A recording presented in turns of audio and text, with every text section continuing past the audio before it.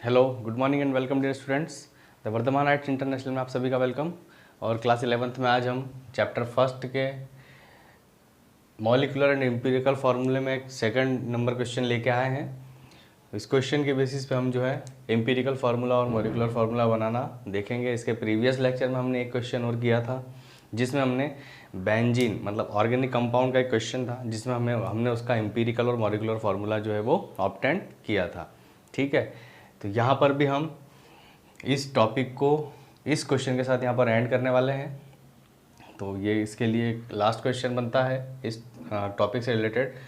बाकी और भी क्वेश्चंस हैं बुक्स के अंदर आपकी, तो आप उन क्वेश्चंस को खुद सॉल्व करने की कोशिश करें और अगर कोई दिक्कत आती है तो बराबर आप मुझे कमेंट करें या मुझे बताएं।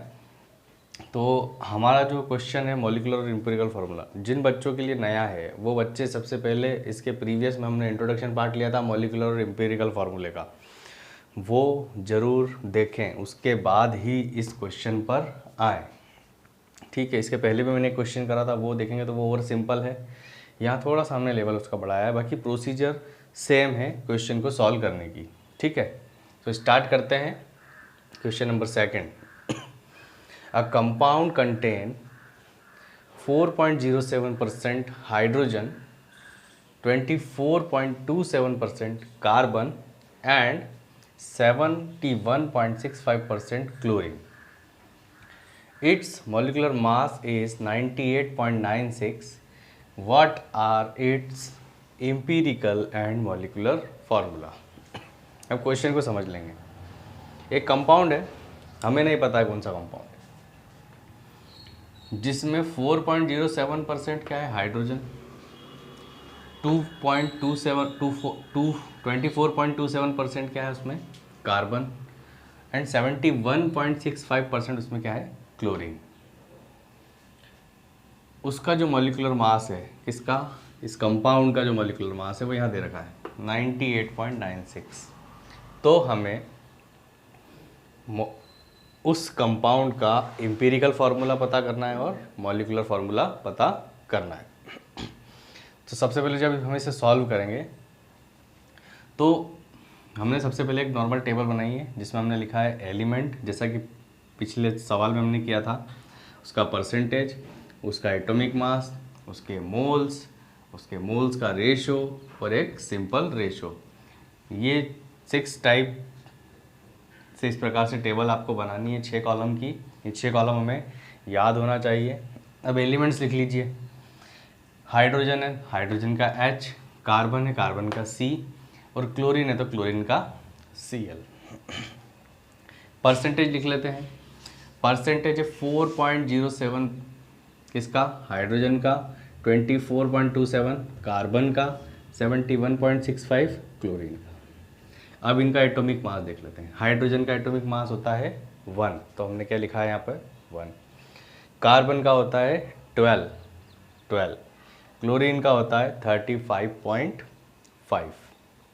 यहाँ पर हमने 35.5 लिया है। अब इसे मोल में कन्वर्ट करना है। तो मोल में कन्वर्ट कैसे करेंगे, गिवन वेट अपन मॉलिक्यूलर वेट। अब यहाँ पे जो आपको ये दे रखा है तो हम इसको परसेंटेज भी मान सकते हैं, ग्राम भी मान सकते हैं। कैसे भाई, परसेंटेज है, सभी को प्लस करोगे तो हमारा जो आंसर आएगा वो लगभग 100% के बिहाफ पे आएगा। तो हम लोग क्या करेंगे, अब जैसे मान लीजिए ये 100% की बात है तो अपन इसको 100 ग्राम मान के चलते हैं। 100 ग्राम में कितना है ये 4.07। तो हमारे लिए तो वेट यही है, तो वेट हमने क्या लिया 4.07 और अपॉन मॉलिक्यूलर वेट, तो हाइड्रोजन का मॉलिक्यूलर वेट कितना होता है, या एटॉमिक अपॉन एटॉमिक वेट। आप मोल्स कैसे निकालेंगे, वेट अपॉन एटॉमिक वेट। ठीक है, क्योंकि पर्टिकुलर एटम की बात कर रहे हैं ना। अगर कोई मॉलिक्यूल आता तो मॉलिक्यूलर मास से डिवाइड करते हैं उसके मोल्स निकालने के लिए। हमने अभी एटम का मास निकालना है, इसलिए हमने वेट अपॉन एटॉमिक वेट से डिवाइड किया। एटॉमिक वेट कितना है हाइड्रोजन का 1 से 4.07 को डिवाइड करेंगे तो हमारा आंसर क्या आएगा 4.07, वही का वही आ जाएगा। फिर हम बात करेंगे कार्बन कितना है 24.27, मतलब 24.27% कार्बन है, मतलब ग्राम में भी हम क्या बोल सकते हैं 2 into 4.27 ग्राम। ऊपर लिखा वेट और अपॉन में उसका एटॉमिक वेट कितना है 12 से उसको डिवाइड करा तो लगभग आंसर आएगा 2.02 के आसपास। आप डिवाइड करके देख लेना, थोड़ा बहुत डिजिट में डिफरेंस आ सकता है, लेकिन आगे वाला जो एरिया है वो बराबर प्रॉपर है, आगे की डिजिट जो है वो इक्वल है, क्योंकि हम देख रहे हैं ना 12 2 जा 24 होता है। ठीक है चलिए नेक्स्ट है क्लोरीन।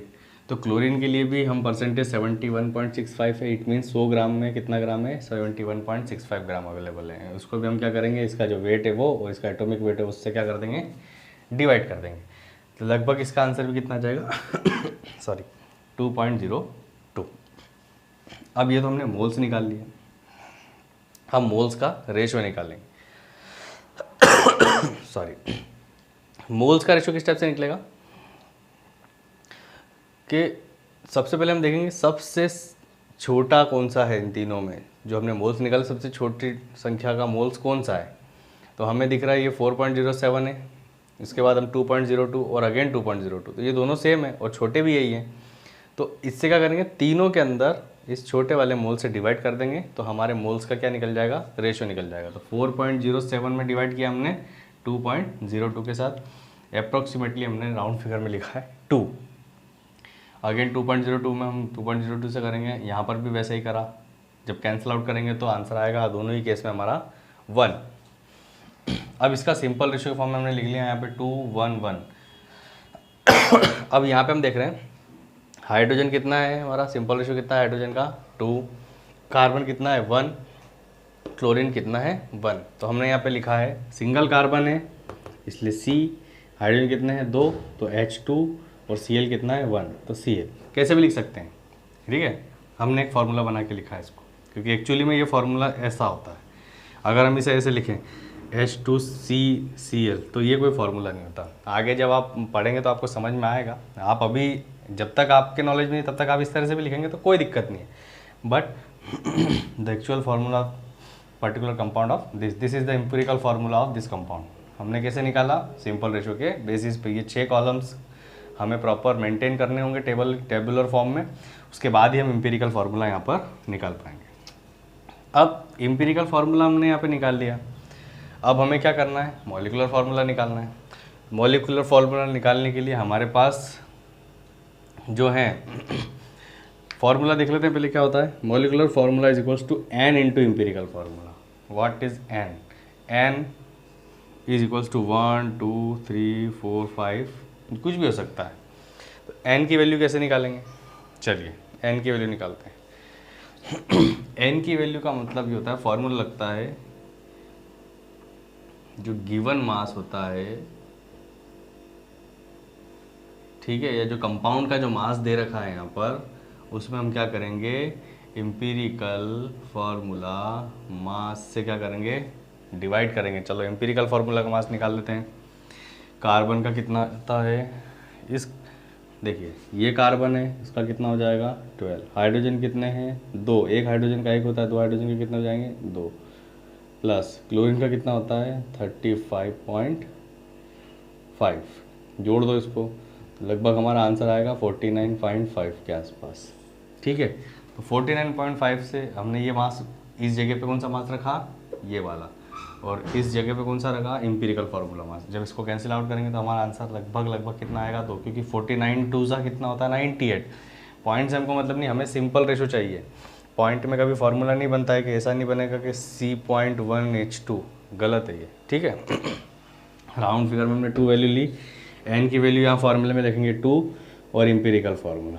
एक कार्बन है, एक का कार्बन का मल्टीप्लाई 2 में करेंगे तो ये हो जाएगा C2, 2 हाइड्रोजन है 2 2 जा 4 हाइड्रोजन, सिंगल क्लोरीन है 1 2 जा 2, ठीक है। तो ये क्या बन गया हमारा इसका मॉलिक्यूलर फार्मूला।